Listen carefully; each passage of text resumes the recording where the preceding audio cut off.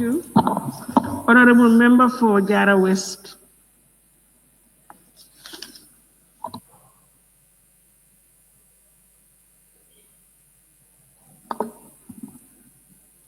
Thank you, Madam Speaker, for giving me the floor. And I also join my colleagues to thank the members of the Special Select Committee for the hard work they have been doing within this short time and prepared a comprehensive report of this kind for the general membership. Really, you've done a good job within a short time, which of course we are following you in the national media. In this Ramadan, we all know it's very difficult to do certain tasks, even if that is of importance to you. So on that note, I thank you very much for doing what is expected of you. Thank you. Madam Speaker, for me, I think my interventions will be very limited because almost those that I have noted and the concerns I highlighted in the report, most of them has been dealt with already. But notwithstanding, I just want to repeat myself. The first day, the first motion was laid on the table here when the president was requesting for 90 days. The argument that I give that day might be similar to what I'll be giving today. I think connecting that to the statement of the minister also in the first day he came here, that all hands should be on deck. We should all join hands and forces together to fight this pandemic before it gets its ugly face in the Gambia. We know there were some gaps that have been indicated during our last debate, and it has come up in the report by the Supreme Islamic Council and the Christian Council, because I've seen it in the report that the committee was told that whenever you are doing anything that has a bearing with religion or maybe that is spiritually affecting people, you need to do consultation. And that was my argument on the first day we laid the motion before the assembly. There are certain decisions like we are in today, why most of the members are saying that we should free the mosque. We are representing the people. And if we have to be very frank to them, the information we get from them is the same information we have to transmit to the National Assembly members for consideration. If we have to be fair. Of course, we might be sentiment. Of course, that might happen. But under certain circumstances, you have to get a message from your people to give it to your colleagues so that you can make decisions on those messages. I think this is what exactly is happening. People are feeling this program so much. And what we don't understand is the regulation, in fact, is not stopping some of the people from going to the mosque.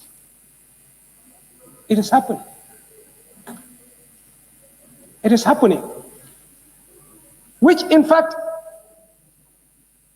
I mean, we are not comfortable with, because they didn't do any precautions. They don't do any safety measures. They just take their ablution and go into the mosque and pray. So, but whereas we have to put a consideration on it, then we'll be able to put regulation. We'll be able to put measures that can be taken to prevent them. But if we fail to do that, then let us be sure that they are doing it. They are doing their congregational prayers.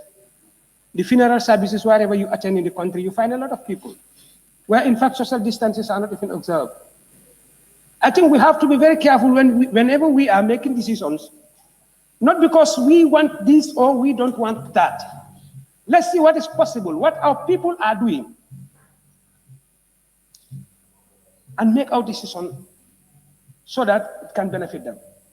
Another thing is In the report, I found that there was a lack of communication between the agencies that are within the same, fight.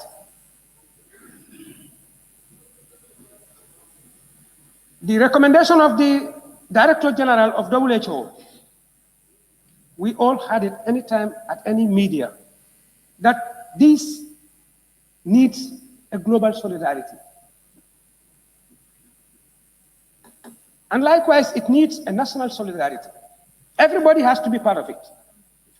If from that time, the president made the proclamation, up to the time we've adopted the first 45 days, and up to the time this special select committee has to go into the country and find an information with some ministries that they were not giving the right information or the right equipment, it's a failure.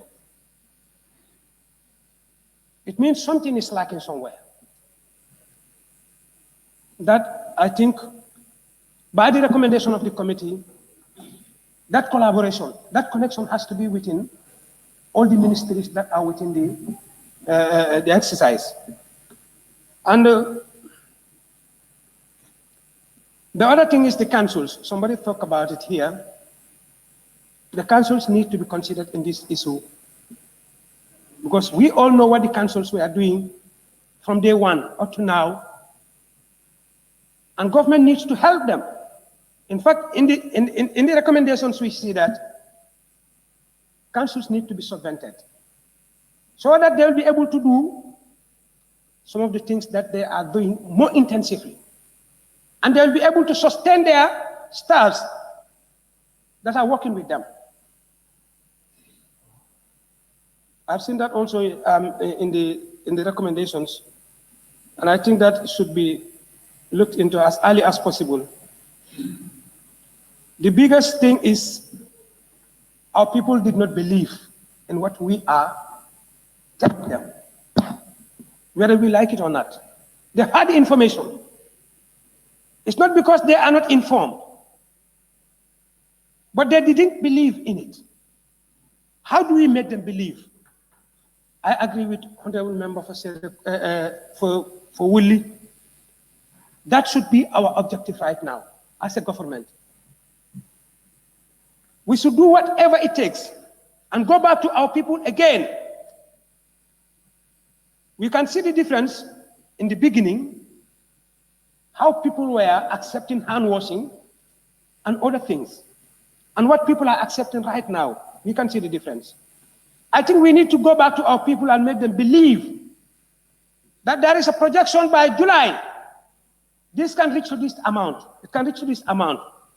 And we can work together and make them believe what we already believe in. Of course, they tell you outright that this is politics. Government is looking for money. And sometimes I think it needs more effort. Let's continue as we started. Honorable Minister of Health. In the beginning, he came here, in fact, appealed to the National Assembly members to join you and do the sensitization, which of course was accepted by the people. And we see that they're listening to our informations. But along the line, there are other campaigns coming from other side. Believe me, I mentioned this here on the plenary, that if we did not engage people that matters in this issue, they're also going to take their decision. And that might be contrary to our decision. If I, being a National Assembly member, advocating for hand washing, social distances, and I have more than 20 imams in my area that are advising people to go to the mosque, who will get the upper hand? They are community leaders. Whenever we are trying to do anything, we should engage them. We should talk to them so that they can be part of the advocacy. Otherwise, something will be left behind. Madam Speaker, I think my final concern is we have to try and identify certain informations that are going in the social media against this fight that needs to be addressed. If we cannot stop some of the informations that are going against the fight, against the struggle, it's going to be very difficult. Because in every household, people are not interested in what the television is saying anymore. All what people are interested in is what they get from Facebook. As a nation, I think we have to look into that. There are certain informations that are posted in Facebook. We should find a way to either block those informations or go against them. We also comment against them. We should not just leave them and ignore them like that. Look, if I have to talk, then I'll lower myself down. No. Those are informations that many people are relying on. That's where they get their information from. Madam Speaker, with that, I would still, like my colleague said, if this matter can be considered when it comes to congregative prayers, the Muslim Ummah and the Christian Ummah, there are people who are just agitating about it. There are measures that we can put in place where social distances can be observed in some of our religious activities. Of course, in some of them, you might not be able to stand very far away from one another, but then the whole issue is consultation. That is what has been lacking, and that is exactly what brings all this problem. So, Madam Speaker, with that, I thank you, and I beg to